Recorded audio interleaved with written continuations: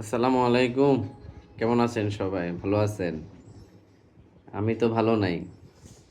আমার মতো অনেকেও ভালো নাই। আমরা যারা আনঅফিসিয়াল ফোন ব্যবহার করি, কালকে একটা খবর দেখলাম। একটা না, অনেকগুলো খবর দেখলাম।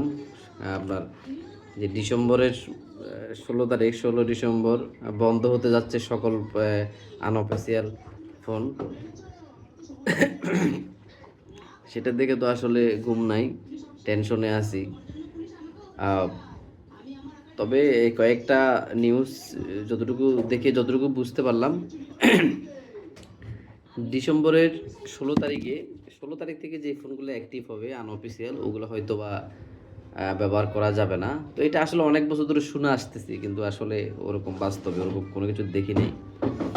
তো আসলে আমরা যারা আমাদের যাদের সাধ্য সামর্থ্য কম, আমরা ফ্ল্যাগশিপ যে ফোনগুলো আমরা ইউজ করি, ওটা যদি আমরা অফিসিয়ালি ইউজ করতে যাই, অনেক টাকা দাম, যেটা আমাদের অনেকে সাধ্যের বাহিরে। আমি একা টেনশনে নাই, অনেকেই টেনশনে আছেন। কালকে ফেসবুক, টিকটক মানে স্ক্রল করা যাচ্ছে না, শুধু নিউজ ফিডে এই খবরগুলো আসতেছে বারবার। সেটা নিয়ে খুবই টেনশনে আছি। তো কয়েকটা সোর্স থেকে যতটুকু জানতে পারছি, আশা করি সমস্যা হবে না। মানে এখন যে ফোনগুলা আনঅফিসিয়াল, যে ফোনগুলো আমরা ইউজ করতেছি, বেশিরভাগ লোকই আনঅফিসিয়াল ফোন ইউজ করে। আহ, তো এগুলো হয়তো অটোমেটিকলি নিবন্ধিত হয়ে যেতে পারে। তবে 16 ডিসেম্বরের পর থেকে যে ফোনগুলো অ্যাক্টিভ হবে হবে মানে আনঅফিসিয়াল যে ফোনগুলো অ্যাক্টিভ হবে, ওই ফোনগুলা হয়তো নাও চলতে পারে। বিসমিল্লাহ।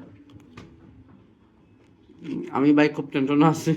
গরিব মানুষ, এত টাকা দিয়ে মোবাইল কিনে যদি ডিএক্টিভ হয়ে যায়, নেটওয়ার্ক চলে যায়, খুবই চিন্তার একটা ব্যাপার।